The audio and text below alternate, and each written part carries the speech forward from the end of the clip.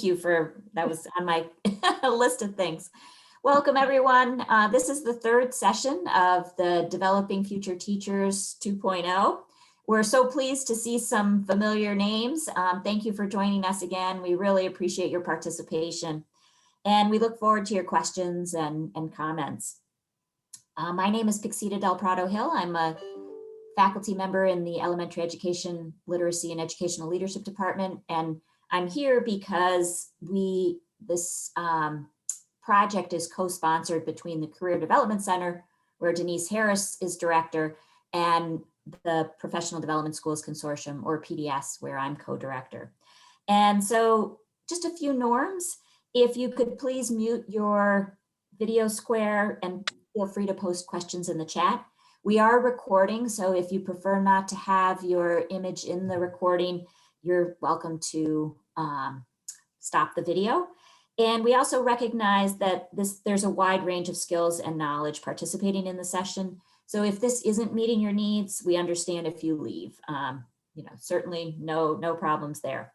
So I'm so pleased to introduce Denise Harris, who's a wonderful colleague and has become a friend. And I'm so just very, very happy about what this opportunity has meant for all of us to learn more about ways we can improve our professional skills, our professionalism, and really think about substitute teaching specifically and teaching more broadly, and how we go about leveraging that into a full-time job, which is part of what we'll be talking about today. And I was going to ask you about recording, which you're doing, and then I'm turning it over to you, Denise.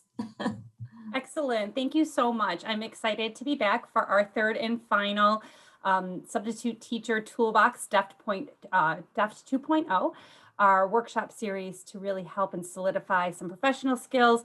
Today, we're going to really bring kind of everything together again, just so that we can showcase part 1 and part 2, and then wrap it up with part 3 today. So as I was introduced, my name is Denise Harris. I'm the director of the Career Development Center here at Buffalo State, and really excited to be working with the PDS on this initiative.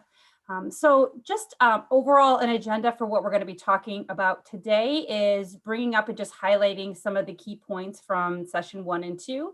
Really making sure that we are honing in on some of those key points and themes, just so that we can reiterate that. And then we're going to kind of transition into navigating the employment landscape. Just really wanted to ensure that as far as the resume and interviewing portion of the application process is very clear, very streamlined, highlighting some resources that the Career Development Center has. And then just some additional tools that you can have in your toolkit. When you go out and substitute teach, we want to make sure that you have just a variety of different resources and ideas, games, activities, websites that you can view, so that, again, you can set yourself apart from the other candidates if and when a full-time position does come to fruition.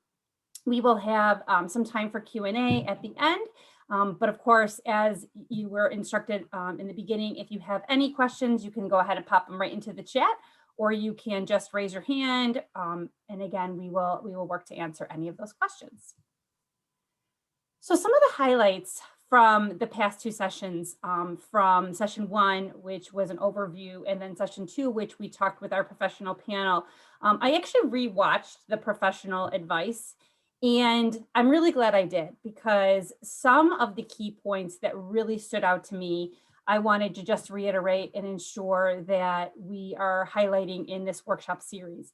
One of our main goals for coordinating this event is not only to alert you of opportunities and support you as you apply for these substitute position and full-time position opportunities, but also to highlight and really work through those professional skills. All of us have this unique kind of lens that we come into the workplace with, and it's just a little bit of extra tips and techniques that we want to make sure that you are utilizing as you either apply or as you are actually on the job. And that could be in your field experience. It could be when you're teaching for your educational purposes, and obviously substitute teaching. Spring and summer is here. Summer's going to be here before we know it. So there's also lots of opportunities to apply for part-time positions or opportunities within the school system for aides and resources and all those other additional kind of positions that are so needed. So some of the advice that was provided was to go above and beyond. And when I think about this, it's just the little extra things that really make the difference. And again, I know you are all professionals and I know you all understand this, but it's a gentle reminder. And if we practice this every day, and I challenge myself to do that too, what is it that I can do that will set myself apart from the other candidates? What is it that I can do that can make me a great colleague, that will make someone say, when I've got a plan, when I've got something to do, I want to be the person that people call. So whether it's showing up a few minutes early, whether it's staying a few minutes late, whether it's volunteering for extra service, it's helping out in the main office. It is going to an event at night maybe and helping out with the parent teacher association or whatever they call it. Just little things like that that can really help you go above and beyond. The next piece of advice that really resonated with me was be positive. I think it was Megan who consistently said, even if I have a bad day, I try really hard to put a positive lens on it, or to go home and reflect on what it is that I learned from the day that was exciting or new or refreshing. And the work that we're doing and the work that you're going to be doing is tough. And there are definitely going to be days where you feel tired and maybe a little discouraged, but that's okay. That is okay to create those spaces for you to talk through that. And we talked a little bit about journaling, but overall, just know that the work that you're doing and the difference that you are making is amazing. And, you are right on the cusp of potentially either joining this new profession, maybe you're kind of changing professions, and that is so exciting. And just to kind of rejuvenate and refresh and refocus your goals and your excitement on this is, I think sometimes we just need to kind of do that. And it's okay. It's okay to kind of have those moments, but overall, going in there with a smile, a positive attitude, energy and enthusiasm, again, just little things that can kind of set you apart from the rest. I think it was Mr. Maloney that really encouraged us to follow the substitute teacher folder or plan. And again, that's great advice. We don't need to recreate. We don't need to, identify new practices or policies. If there is information left, to follow that information.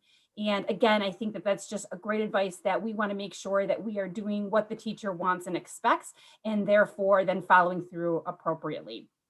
And then I believe it was Brianna who said, leave the classroom just a little bit better than you found it. Make sure those chairs are pushed in, make sure that the bulletin board or, the whiteboard's turned off or cleaned up.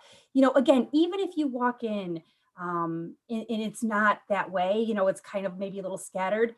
Maybe this teacher had to leave abruptly, again, leaving that environment just a little bit better than you found it. I know sometimes when I wake up in the morning and my husband has cleaned up the kitchen, or, if the kids have put away their toys, it just starts my day off on the right foot. And then the last little bit of tip that I want to highlight is just some general professional tips that we kind of talked a little bit about from session 1 and session 2. And that is, when you are applying for a position or when you are going into a school, make sure you've done your due diligence before you walk in that door and really research that school district. Know what the mascot is and the school colors are, and know kind of what their vision statement is or their philosophy. Know what type of special programs they're using. Know what type of maybe educational philosophy they espouse. Again, it helps you mirror that philosophy. And again, this is a great opportunity for you to decide if this is someplace that you ultimately want to work. So it's a really great way for you to say, I like it, I'm happy here, but is this where I can see myself maybe starting my career or spending some time in my career? And again, that's the reflective process. When you are wrapping up and leaving for the day, I loved the advice of leaving a note to kind of highlight how the day went, and really kind of maybe identifying some of those outstanding students that really made your day awesome. Susie was such a great help, and Timmy was wonderful. And, again, really kind of highlighting those students that maybe have gone above and beyond for you. Again, not just necessarily highlighting some of the areas that weren't so great, but definitely taking some time to recognize those outstanding students. Again, something I didn't think of, but I really wanted to make sure that we kind of pull into this final workshop. And again, one of the things that we're going to be talking about throughout this process that you've hopefully have heard and that we want to continue to instill on you is the opportunity to network. And that is following up with maybe some of the presenters that have spoken during this workshop series, leaving them a note, connecting with them on LinkedIn, looking and following the school district that you're interested in working for. Again, all of these little things will help to build your network and help you stay abreast of current trends, best practices, and most importantly, open positions that are in that organization. I literally have been getting emails every single day of new opportunities and new positions that are being posted. So I think this is just such a timely workshop that we're going to be able to send out a lot of this information even after this is done. And then the last piece of advice that really resonated with me was, really having that toolkit ready. And we're going to talk a little bit more today about what that toolkit will look like. But one of the things I really liked, and I think this was Brianna's tip, was to have activities ready. And that was just having a pack of index cards and some stickers. Little things like you can write the student's name down and you can kind of create your own classroom management strategy right there. So you don't have to maybe figure out what your teacher already did. You can memorize names and you can really work within the classroom. So just some overall professional tips and advice that we've heard from our first 2 sessions. Some additional things that I want to draw your attention to that we didn't get a lot of time in session 1 was really navigating that employment landscape. We talked a little bit about the importance of a resume and a cover letter, but I just wanted to highlight again how important the resume is. We've been getting the Career Development Center has been getting a lot of inquiries right now about individuals uploading their resume to WinnieRec. We just finished teacher recruitment days where we've had many successful candidates get not only 1 or 2 or 3 interviews.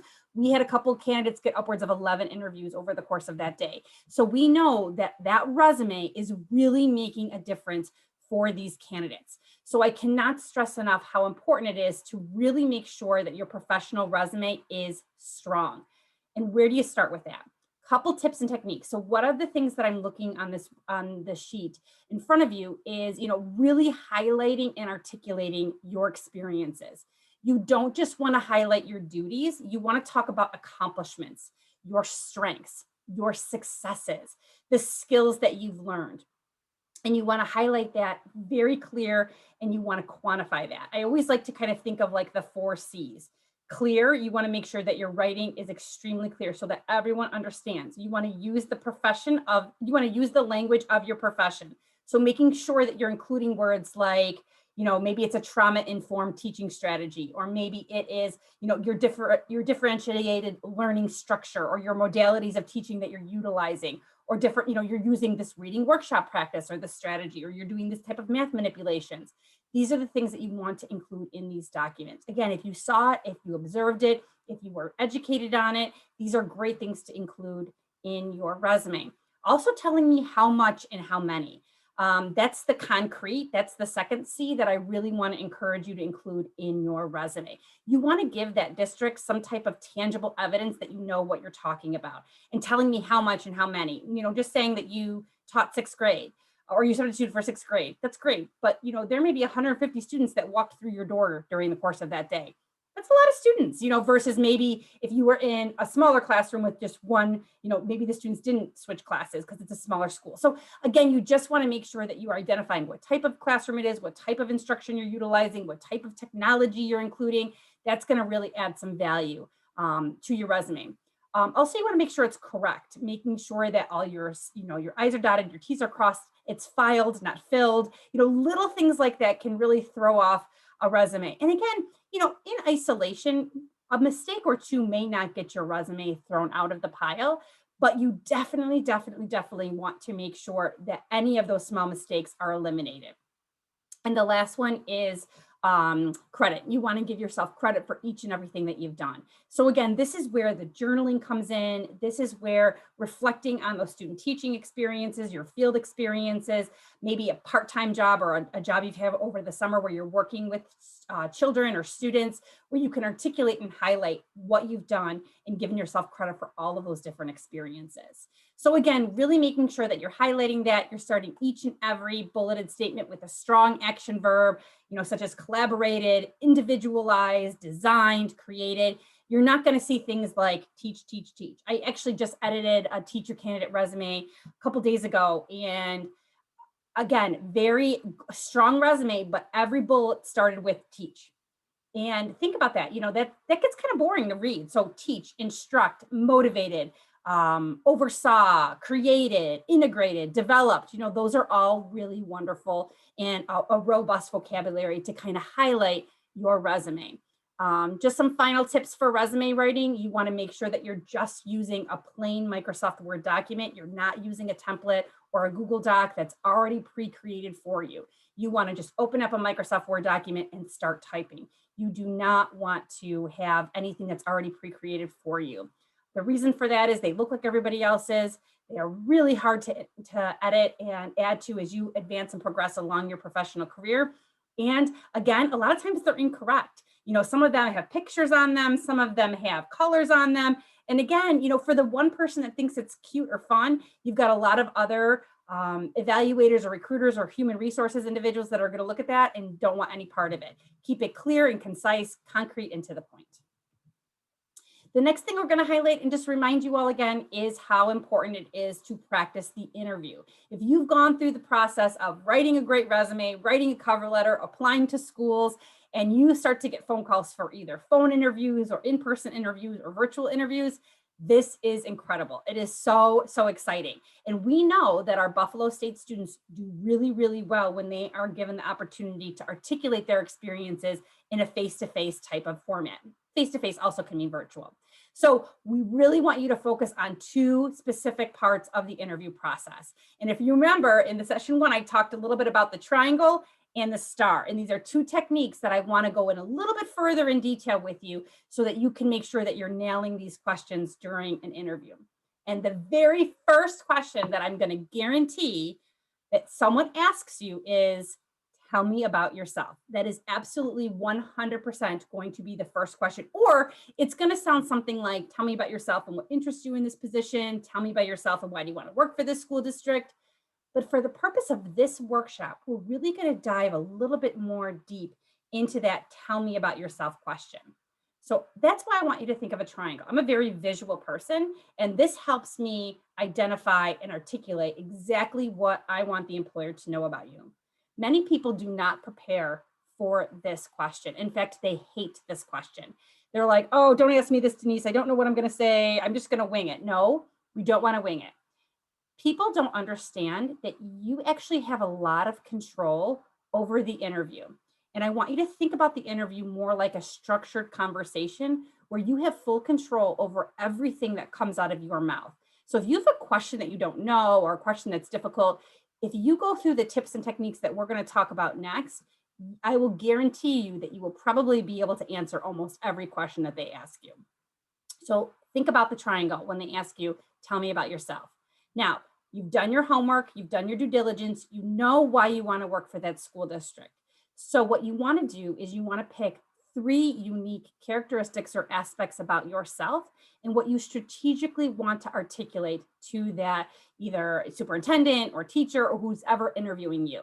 So for the purpose of this workshop, I'm going to pretend like I'm applying for a position at Frontier Middle School, and I am going to be applying for an ELA position, and I want them to know that I am creative, enthusiastic, and I have a passion for teaching, right? Because we don't want it to sound like, oh, thanks for interviewing me. I want to work at Frontier because I love kids.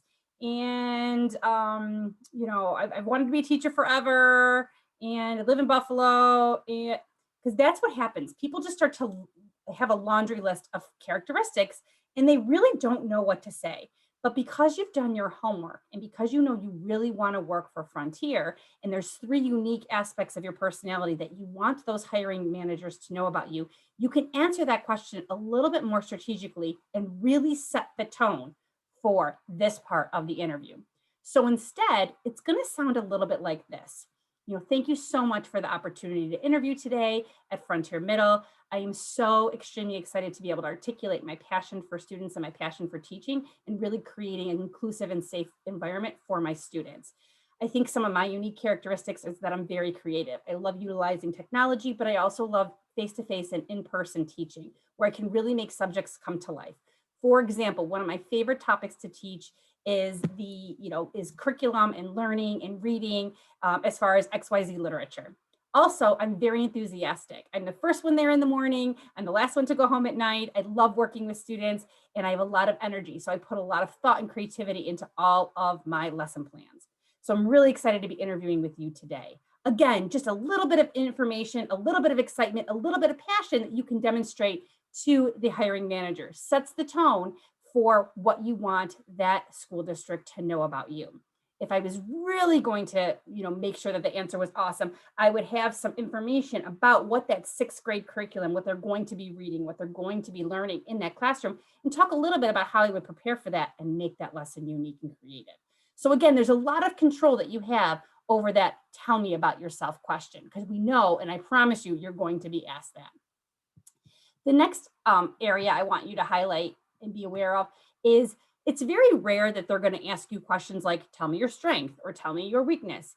Instead, they're going to be asking you questions that are either behavior-based or situational. I'm going to talk a little bit about what those are. Basically, a behavior is like, tell me a time when you exhibited leadership. Tell me a time when you had a difficult parent. Tell me a time when you had a conflict, right? So you have to think back to all of those different experiences that you've had and then recall that situation. Or they're going to present to you a situation.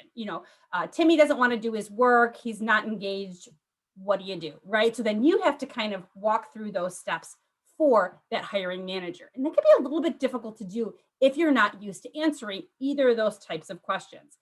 But by implementing the STAR technique, again, visual, you'll be able to answer those questions ahead of time. So the STAR technique is a really great way to make sure that you're answering every component of those types of questions. So let's take a difficult parent, okay? So what you want to do is you want to identify a specific situation or task, because what happens when students are answering these questions, they tend to talk in generalities. Oh, well, I always do this, or, I've often done. No, you want to actually give an example. Well, there was this one time when I was substitute teaching and a parent was upset because the child lost their lunchbox. Okay, so it's a very clear, distinct problem. Okay, so what I did was, you want to say the action that you took. So what I did was I met with a student, I figured out what the problem was, I identified when she last had her lunch bag, what she did with it, and we resolved the situation. This is the results part, by looking under her lunch chair in the cafeteria, and that's where we found out that that's where she left it. So I was calm, I was patient, we problem solved together, and the student was able to recall where she left her lunchbox. Obviously, that's a very small example, but what I did there was talking specifically about the situation, talking about the action that I took. Okay, so you want to use an example where you actually come across as being the the solution generator, or someone that's able to kind of bring things together. You don't want to say, well, I brought in my cooperating teacher, or I had to ask the principal. No, you want to be able to handle a situation that's appropriate for yourself on your own. And the biggest part, and that's why results is in the middle of the STAR, is that sometimes people forget to say, well, what happened? I've often find myself asking candidates when I'm interviewing them, well, so did Susie find her lunchbox? Oh, yeah, we found it. I forgot to say. So again, you want to make sure you identify the situation, talk about the action you took, and then the results. And ultimately, that's a great way to kind of answer any of those difficult types of questions. Now, if you're thinking about any of those difficult types of questions throughout the course of this presentation, please go ahead and pop them in the chat. Again, I don't want you to leave any of these workshops saying, oh, this was good, but I just still don't know how to answer this question. Or, ooh, what if they ask me this type of question? Because one of the things that we're also working on is a list of questions that you can be prepared to be asked during an interview. And by no means are we going to be able to think of every question that any recruiter or human resources person is going to ask you, but we'll ask you enough of the categories that you're going to want to answer. And there's a lot of different categories that teacher candidates get asked. And unfortunately or fortunately, sometimes you're going to be asked questions that are, pretty straightforward, and sometimes you're going to get asked questions that are a little bit, maybe out of the box. And how you answer those questions is going to say a lot about your personality. For example, my sister is a speech pathologist, but she's interviewed often by a lot of teachers, because teachers and speech pathologists work collaboratively very often in school districts, and she works with the K-12 system. And so one of the questions that they asked her was, if you could be any animal, what would you be? Right. And so she was like, what? Totally threw her.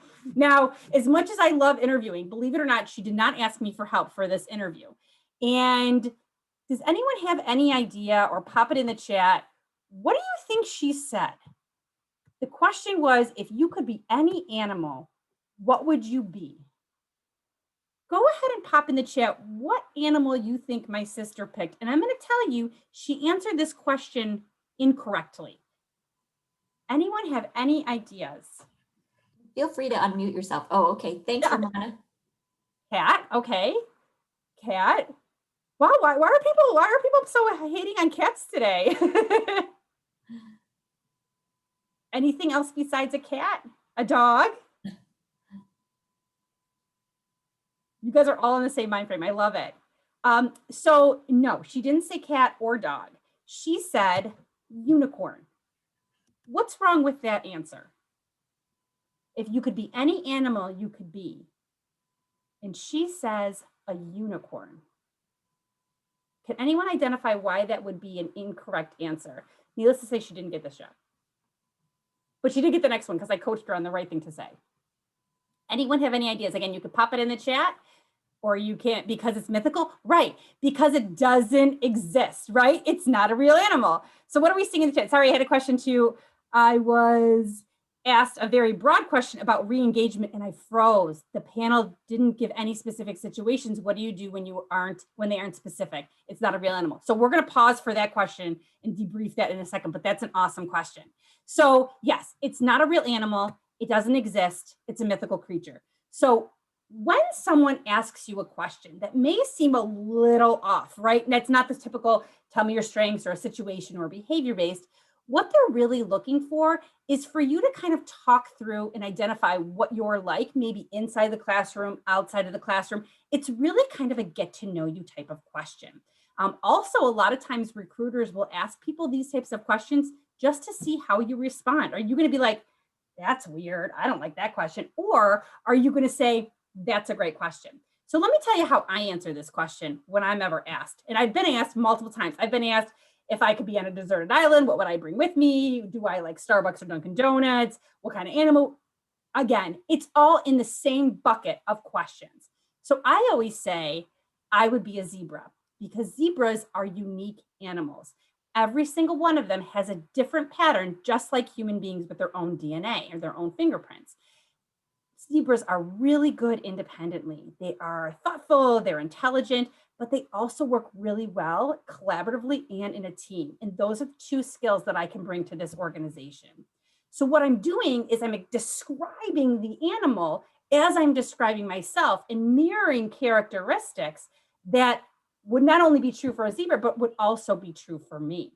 And so when you kind of logically think through that and answer the question, you're like, wow, that really makes sense. One time I was working with a business student and I asked him this question and he said, I'm a shark.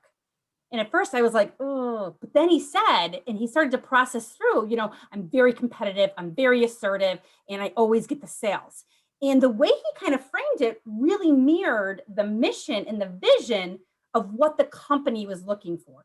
So as you're looking and again, doing your due diligence and looking and researching a specific school district, it might be appropriate to say, I'm a tiger. That's not only your school mascot, but it's also, you can kind of key in cute things like that as well and identify what the characteristics of the animal is that mirrors your personality.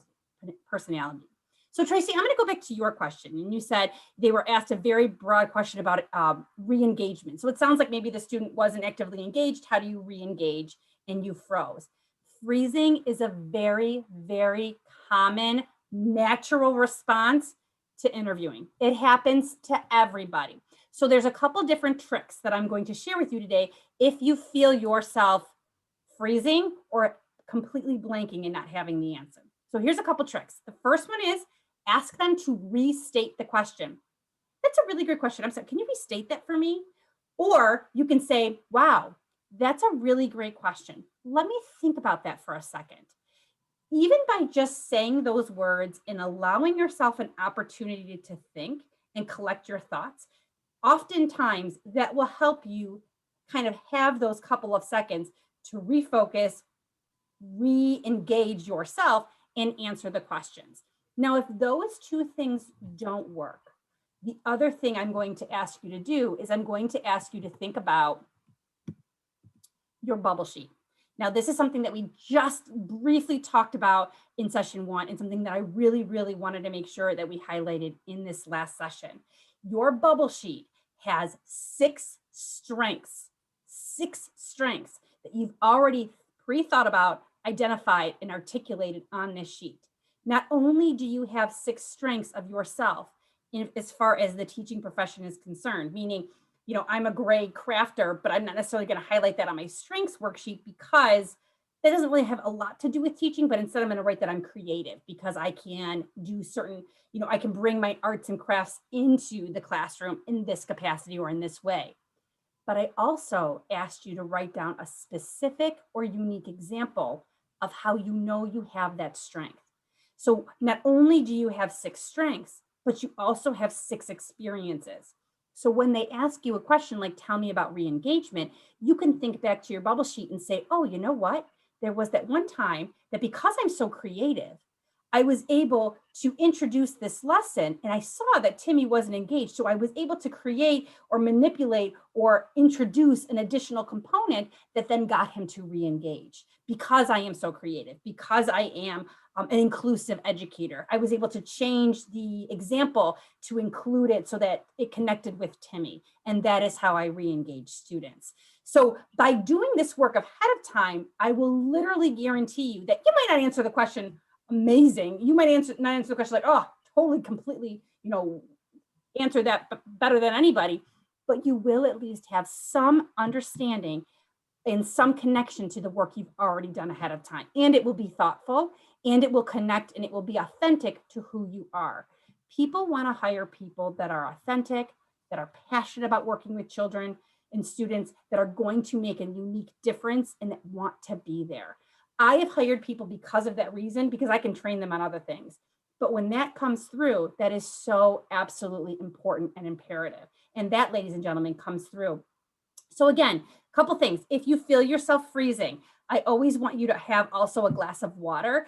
If you are doing a virtual environment, that is really great because you can have these things accessible to you. Take a deep breath. Rely on the fact that you've done your homework and you've done your due diligence and you know who you are and what you want to say. Ask them to repeat or rephrase the question or say, that's a really good question. Let me have a minute to think about that. I would rather have a candidate do that and think and thoughtfully respond to a question than automatically just jump and say something that comes right off of their tongue. We think that it has to be this instantaneous kind of response back and forth, and it doesn't. You absolutely can take some time to think. Now, you don't want to do that with every question, but once or twice during the span of a 45-minute interview is absolutely appropriate and acceptable. Because again, they know you're nervous. This is not normal. This is not a normal way to communicate. So by you just kind of maintaining your cool, your professionalism, your authenticity, taking a deep breath and reflecting, you'll be able to answer those tough questions. So again, just to reiterate, really taking some time to identify 6 strengths. And I want them to be 6 because it's really easy to think of 2 or 3. It's a little bit more difficult to think of 4, 5, and 6. I want you to take some time. I want you to write those down and I want you to back it up with an experience, a story, or a characteristic of how you know that you've achieved that strength. I also want you to think of a weakness, but instead of saying my weakness is, I want you to reframe that question and say an area of growth that I've identified about myself is this, and make it be something that you authentically are working on. I will tell you right now, I am not good at Excel. That is something I'm working on, but this is how I'm working on it. I've downloaded a free LinkedIn class. I'm teaching myself how to use it. Every day I challenge myself to do about 15 minutes worth of homework a night so that I can constantly, in little through increments, get better at Excel. I'm not there yet, but I'm working on it. So again, just be authentic. Don't say something like, I'm just too much of a perfectionist, or I can't say no when my cooperating teacher asks me to do something. Good, because you shouldn't. You should absolutely not say no when your cooperating teacher asks you to do something. You need to, and I've actually had students, I've called students out when they say, oh, I'm just too much of a perfectionist. And I'm like, well, working with students in higher ed, we actually encourage a little bit of a level of professionalism because you're dealing with students, banner ID numbers, social security numbers, potentially their financial aid. So can you tell me another one? And when you ask for another strength, students haven't prepared for that. And so the truth comes out. Oh, I have a hard time waking up in the morning, or I'm a huge procrastinator. Not great strengths that we want to identify. Again, authentic, but not necessarily something you want to share during an interview. So be thoughtful, but tell me how you're working on it. I would, again, much rather hire somebody that's reflective and says, you know what, I'm really working on this. This is something I've really struggled with, but I'm working on with my cooperating teacher and I'm getting there. I'm not there yet, but I'm getting there. It's a goal. And I'm really proud of how far I've come. Again, that's honest, reflective, and someone that I'd absolutely want to hire. So as we are continuing to talk a little bit about building your professional toolkit, some of the things that I also want you to have ready to go is, again, when you are substitute teaching, you're going to be called. My best friend just got a position as a substitute teacher, and so 3 days a week, she's in the school district that she is working with. And so she's like, what do I bring? What do I bring? These are just some basic tips that I want you to bring. Get a bag, get a nice bag, put everything in the bag. Don't bring 7 bags, bring 1 bag. Have a nice water bottle. You don't know if you're going to have access to vending machines and all that kind of stuff. You want an insulated lunch bag. They may not tell you where the lunchroom is. May not be a lunchroom. It might be closed because of COVID. I don't know, but you want to have everything together right now. Get that tote bag and have pencils and pens, index cards, which I love, stickers, note cards, so you can write your thank you notes on there, and have your activities and games. One question that you can almost be guaranteed to ask during your substitute interview question is, what happens when you have 5 minutes left and you've done everything that the teacher has left for you? What do you do, right? And you want to actually be able to say, these are my 3 go-to activities. These are the 3 things that I would do. You want to be able to articulate that and say that right out of the gate. And these are things that we can plan ahead of time. All right. And the teacher may leave you, extra worksheets and things like that. But it's funny, in preparation for this presentation, I actually asked my daughter. So my daughter's in middle school. She's in 7th grade. And she had a substitute teacher the other day. And she said, I loved her, Mom. She was great. I said, you did? I said, what did you love about her? She came in and she was super confident. I was like, oh, I said, well, what does that mean to you? She said she was smiling. She greeted us at the door. She knew what she was doing. I was like, oh, that's cool. I said, tell me more. She's like, oh, we also played this game at the end of class. Oh, what was the game that she played? It was some kind of like name game activity that they played, and she loved it. So right there, for my 12-year-old daughter, she was confident. She said hello to me when we walked in the room. And she also had a game prepared, so we were all done with our work. It was kind of like a reward for her. And those are the 3 things that my daughter articulated that she liked about this substitute teacher. All things that we can absolutely do and prepare ahead of time. So this workshop also will be, we're also going to be preparing like a Google Docs folder. So some of these things will also be available as well. But again, if I was going into this environment, I would absolutely have either a personalized note with my signature on it or my stationery download that was like pretty, or again, it doesn't have to be cutesy, but something that definitely shows that you, again, have gone above and beyond. So you want to make sure that you're writing that note to that teacher, again, using, professional, sometimes, believe it or not, even when I write thank you notes, I type them out first to make sure I spell everything correctly, and then I handwrite it.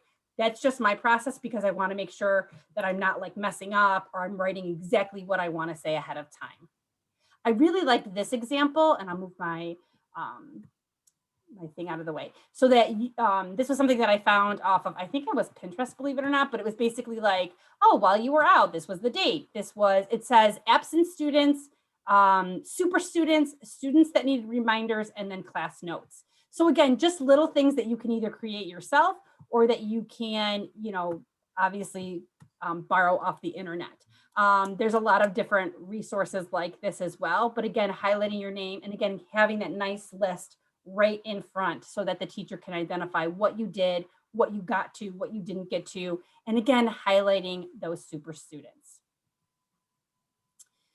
Again, I know that a lot of these things may be difficult to kind of get, but again, as you are kind of collecting things along your journey, these are some things that I would just think about, either if you can get from donations.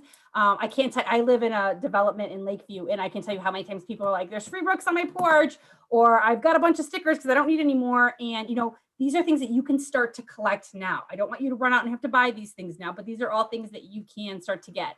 You know, everyone loves stickers. I don't care. I teach college students, right? I've taught public speaking for when I used to work at Duville, and even last semester I taught, and believe it or not, even college students love stickers. They think it's hysterical.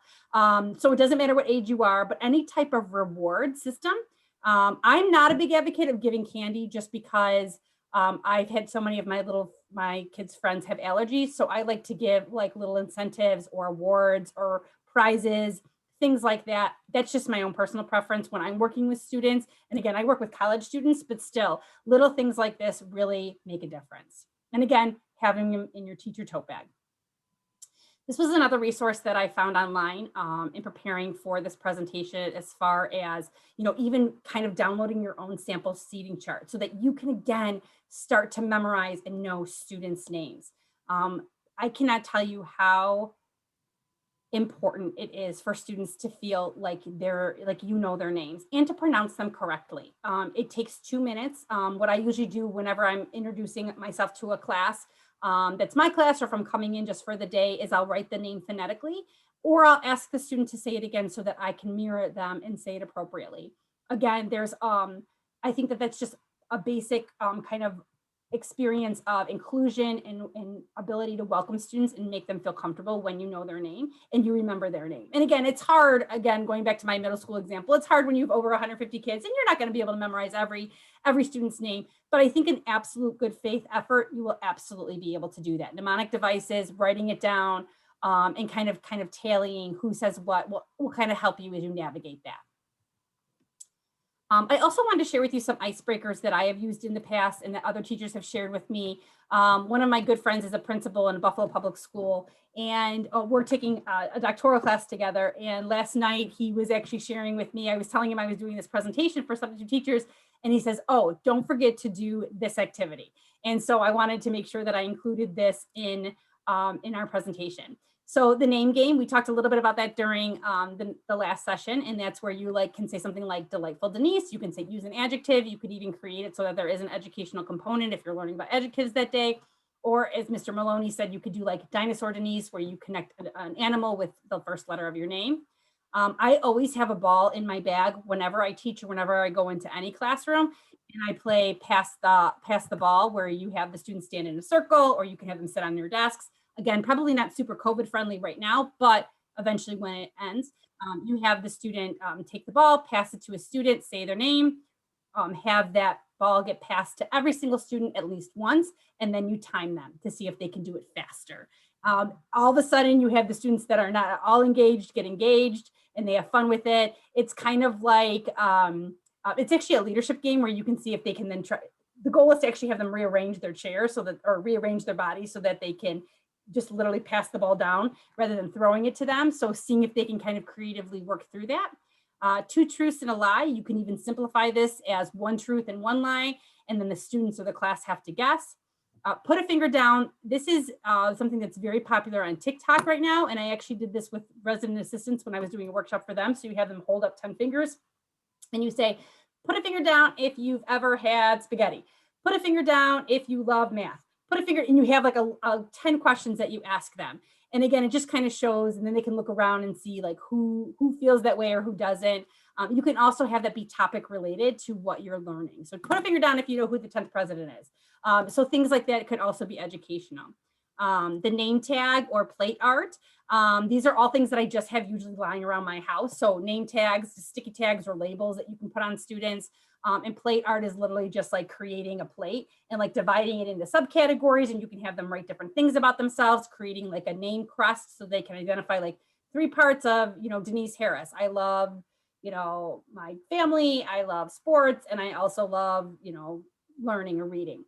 So little things that you can do to kind of create an environment. Again, if you have 5 minutes, or if you're not left with anything and you need to kind of recreate or make up for a whole time.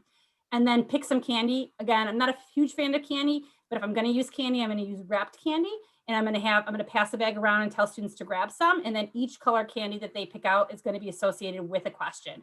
So if you picked out a red Jolly Rancher, I want you to tell me 3 things about yourself that are awesome. If you picked the green candy, I want you to write down, I want you to tell me your mentor or someone that you role model. If you picked blue, I want you to tell me, your future goals or aspirations.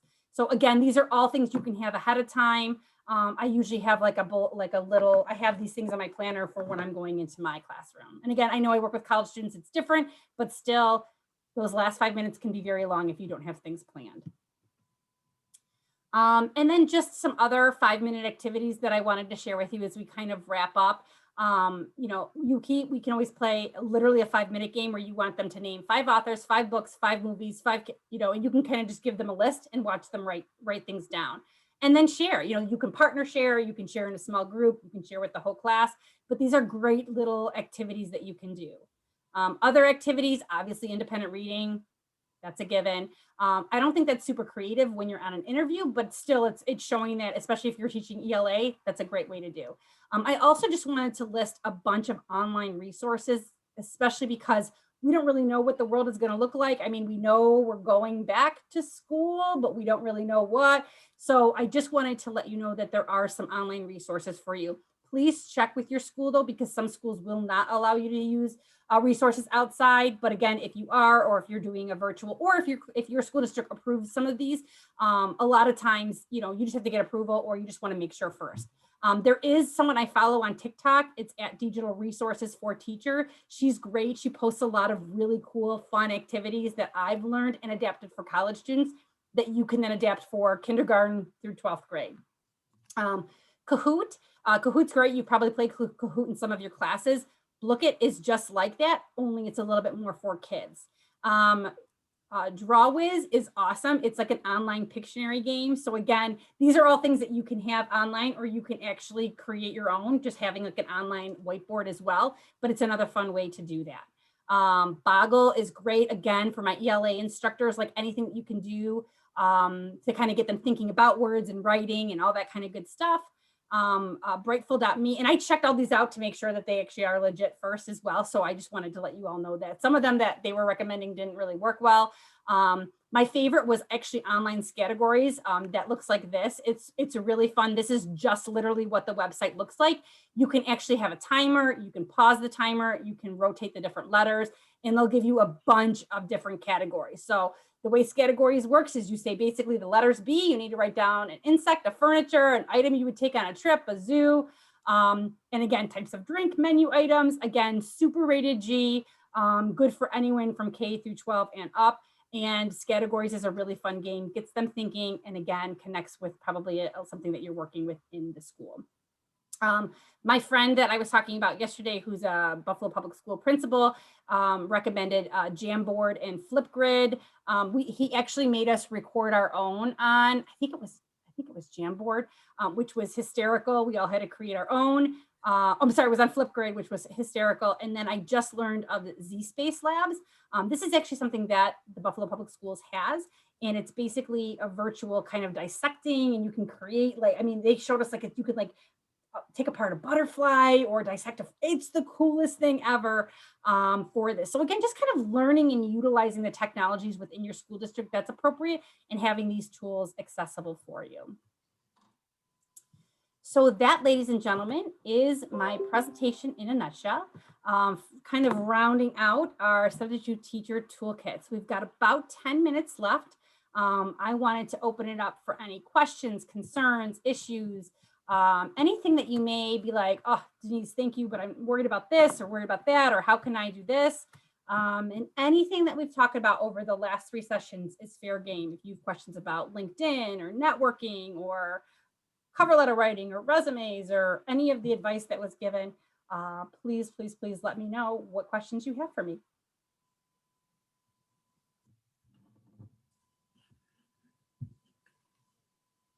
Denise, I didn't attend the first session, but did you talk about how they can use Bengal links to look for a job? No, actually, I don't know if I did, but that's a really great segue. So I'm going to put the Career Development Center in the chat so that you all have the website.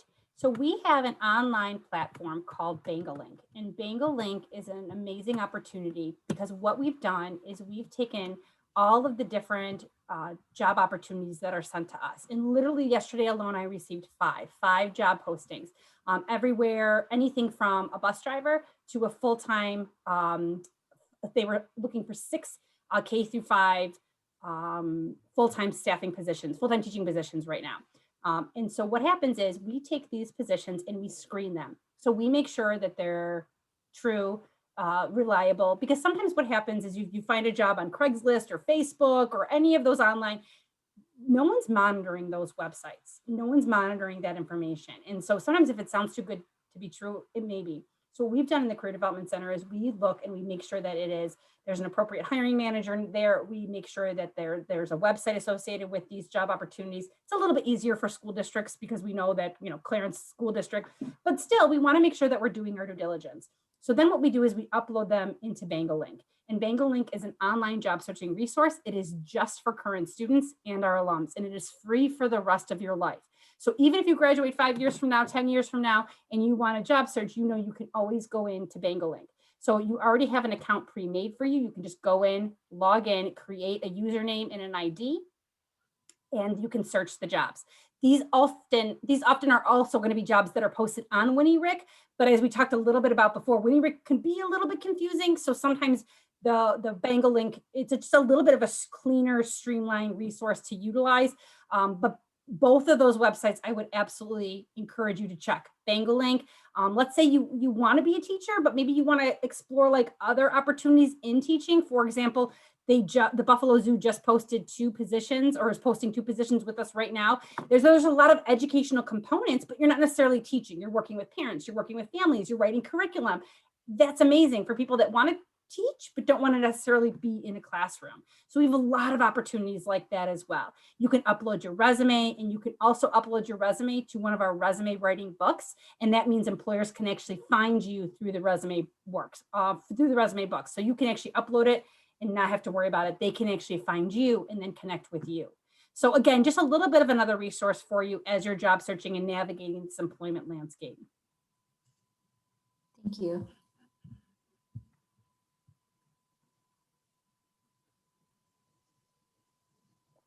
Any other questions, concerns? Again, there's no, feel free to ask anything, or, oh my goodness, Denise, I once got this question, it was so hard, or I don't know how to do LinkedIn, or anything like that. Hi, Denise. I have a question. Could I be able to make an appointment with you for my resume and cover letter? Absolutely. So that's an awesome question. So I just put in the chat our email address, and that's askcdc@buffalostate.edu. That's monitored by 3 people in our office. And all you have to do is say, this is what I would like to have done. I would like an appointment. I would like to have my resume, my cover letter critiqued. We will email you back. Usually you have to put your banner ID number in because we look you up and we make sure that we have all of your information so that you don't have to go through all that with us. And we can absolutely sit down with you one-on-one and answer any questions that you have.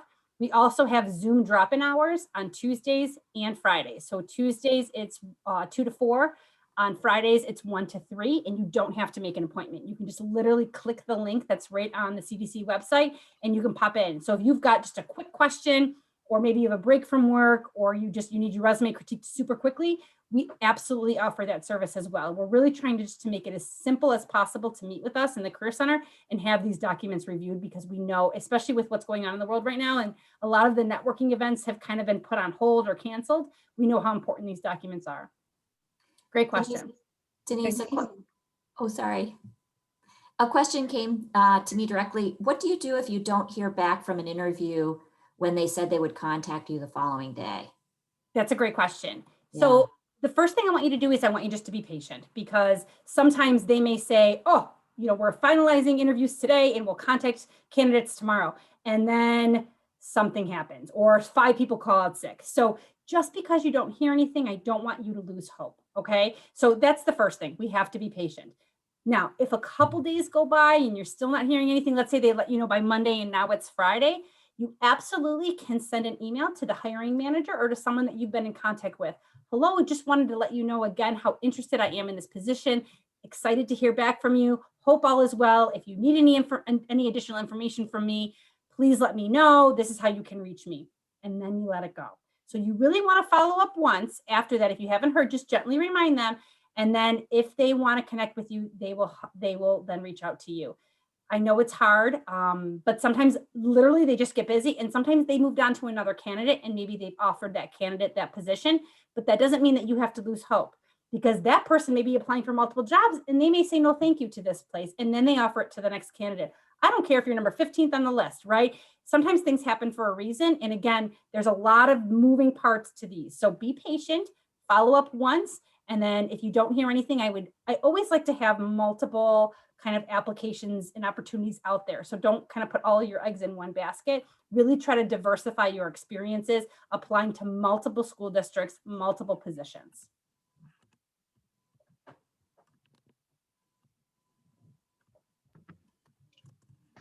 Excuse me, I have another question for you. Sure. I am trying to remember, I forgot.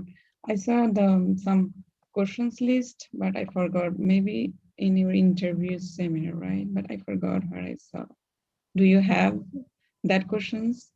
Sure. We have a list of questions that are often asked that we will be giving to students that participate in these workshops. So we can absolutely give that to you, not a problem at all.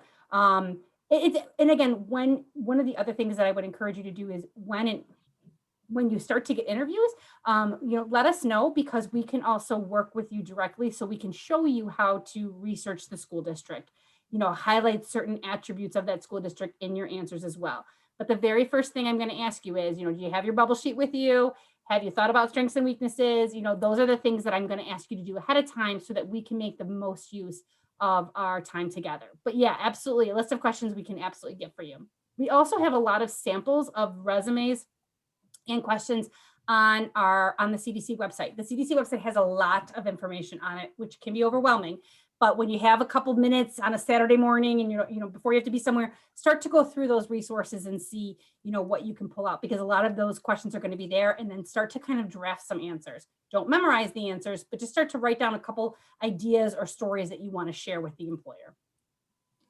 And also some certification tests are not still available until October.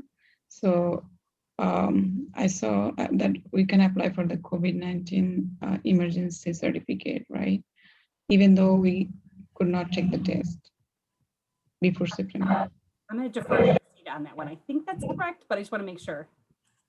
Oh, okay. Dixie, did you know about the certification? So yeah, it's been really challenging because of COVID.